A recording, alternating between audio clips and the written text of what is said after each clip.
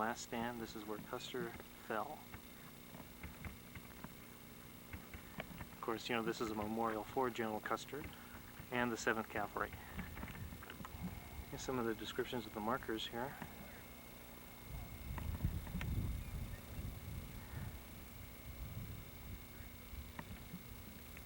Memorial here. Starting from the top, right on down.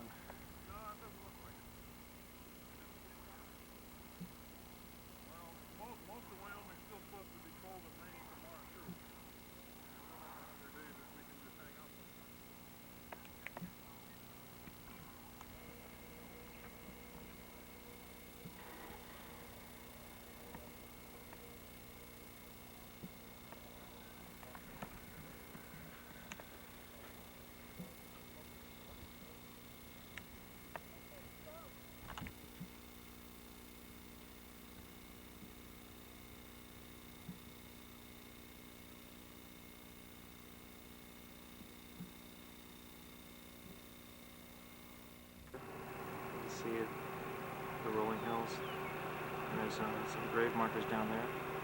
That's for companies C and E according to the sign over here.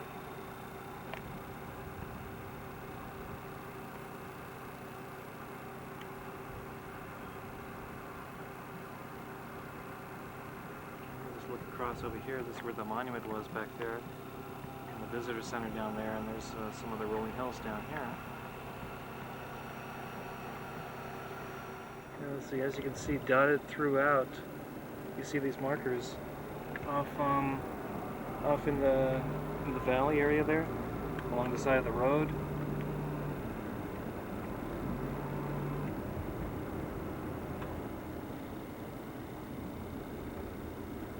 Information there.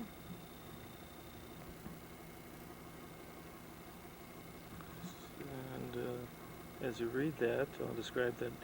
I'm on a mountain bluff right here, in between the Custer battlefield and the Reno-Benteen battlefield. And the Reno-Benteen battlefield is where eventually the soldiers finally fought off the Indians and were able to make their escape. So that's where I'm headed.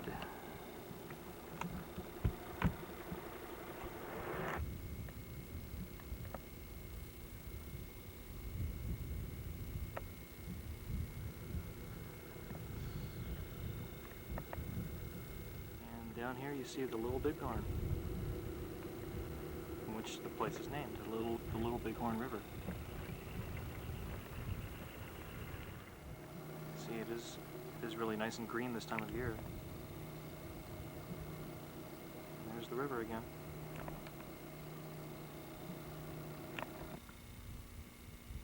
This is at the Reno-Benteen battlefield. That was one of the 3 battalions that was divided up amongst the 7th Cavalry.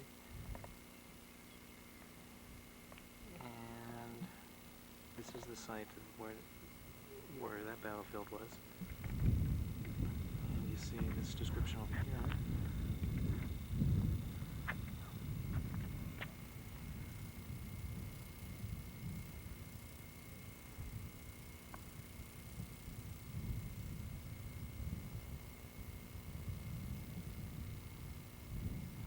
And also remember to please obtain the trail guide.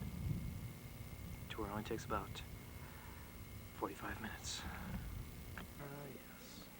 Crow's Nest. Inside the village, and then the lone teepee over here.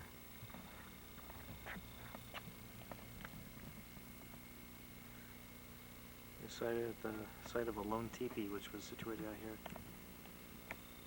And now you see a present gravestone as well.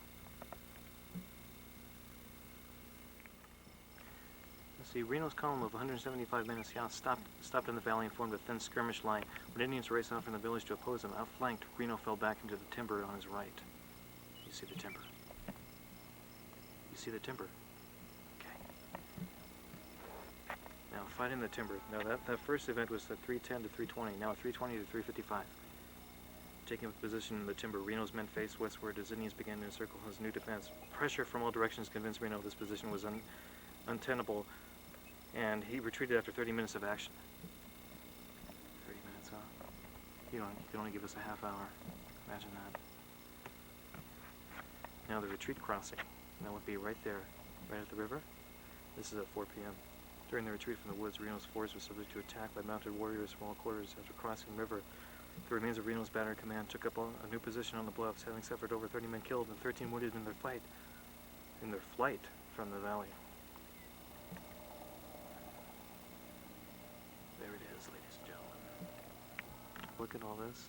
There's a trail up here. You can see by the dates, it's June 25th and 26th, so the grasses out here will probably, you picture them being brown rather than the green grass you see at that time.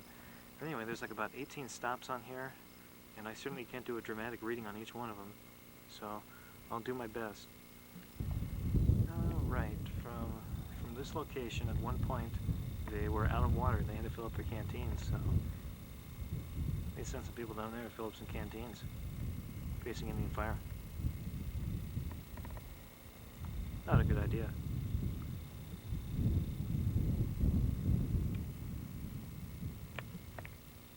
Oh. And this just may be my last stop here at this location. Just in closing, just some historical significance. Approximately 225 men were killed here from the 7th Cavalry, from Custer's 7th Cavalry, and on the offshoot of that, on the Reno Benteen side, there's about, I believe it was 47 or 52 that were killed, somewhere within that range, and about 100 Indians were killed. So certainly Custer's men got the worst of it, but what remains now is some beautiful scenery. And there's markers all along here describing events that have taken place, places such as makeshift hospitals and that sort of thing, where they're pointing out where they were located and the significance. But the rest of it I have all in literature, so I will leave it at that.